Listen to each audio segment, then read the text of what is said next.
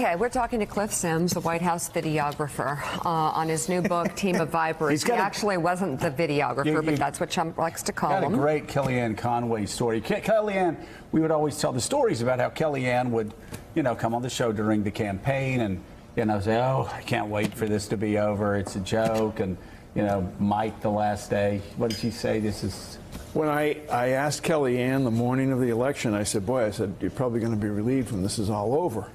And she looked right at me. She said, oh, Mike, she said, this has just been like spending a semester abroad. Yeah, so anyway, but you tell a very funny story about how we talk about how she's like the leaker extraordinaire. Yeah. And she's... Well, you tell the story. Yeah, so you guys said that she was, off air, she would basically say, I need to go take a shower because she felt dirty being, working for Donald Trump. Oh, and she did after talking about him. So she calls me up to her office upstairs in the West Wing and says, hey, I want to do a response to this. And, as a messaging guy, she's like, I want your help in crafting this statement. So I'm like, okay. So I sit down on her Apple laptop and I start typing. And she's sitting at her desk on her iPhone. And she's texting away and forgets that the iMessages are synced between her iPhone and her laptop. I hate when that Which, by the way, has anything good ever come of that? No accidental good ever happens from that. And so I'm watching as I'm supposed to be crafting a statement defending her against exactly what she's doing in this moment, which is telling reporters, trashing her colleagues to reporters, talking about how the president she has to babysit the guy and, whatever. She was saying, writing that in that moment? In that moment, as I'm supposed to be cleaning up her mess. That state. Yes. She's creating more. Yes. And of course, she denies that. She says, not true. If I was a leaker, I would get much better press. And I think there's actually a pretty good solution to this issue.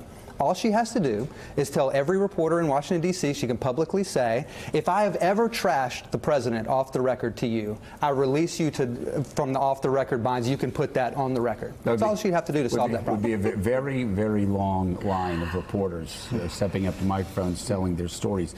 Heidi, you have a question for Cliff.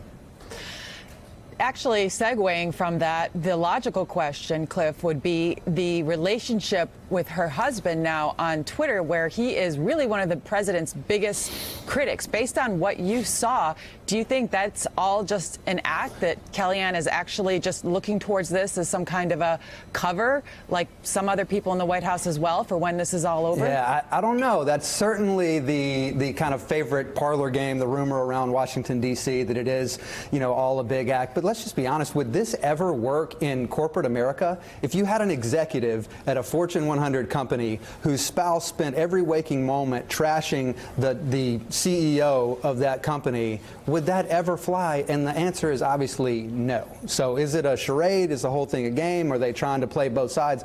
I really don't know. Gene Robinson.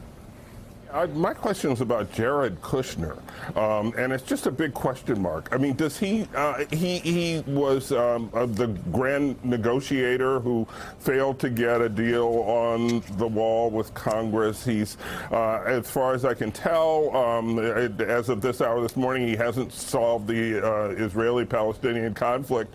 He's supposed to do all these things. He never seems to get them done, with the one exception of prison reform. Tell me about his role in the White House and your interactions with him. Well, my interactions with Jared were pretty much all positive, I have to say. I think he's a sharp guy. Certainly, I don't think you can undersell the prison reform thing, how important that was, a heavy lift. But I do think that there are times when you would like to see others who maybe a little deeper experience in certain policy areas be able to take the lead, and maybe the interactions with Congress there, Mike Pence playing a role in that. But I think ultimately, the president trusts Jared implicitly, and that's important for a president. If you think about the way he ran his business, it was really kind of a family business, and that's kind of what he's brought into the presidency. And really what you're seeing is kind of an erosion of the historical presidency, kind of the apparatus around him, and it's really more and more becoming a family business inside the White House at this point. Cliff, do you have any children? I don't, but actually my wife and I are in the process of adopting from Colombia right now. For you. Nice. Excellent. So let me ask you, is there anything about the Trump presidency, about Donald Trump being president of the United States, that scares you? You know, people ask me this question a lot, and I have to be honest.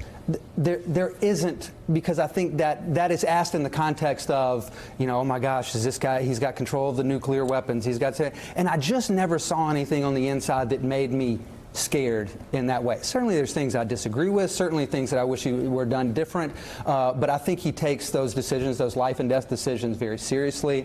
There's a scene in the book where right after the first Navy SEAL was killed, the first one under his watch, and an interaction between he and I, a very poignant moment where I could feel the weight of the presidency and those life and death decisions, and I do think he takes those things very seriously. Cliff, we've wondered for a couple of years now around this table how some people in the White House swallow some of the things that they're asked to do, and you write in the book about one of the very first days of the Trump presidency, where Sean Spicer is sent out into that briefing room to say it was the largest crowd in the history of inauguration crowds, and you had to draft those remarks.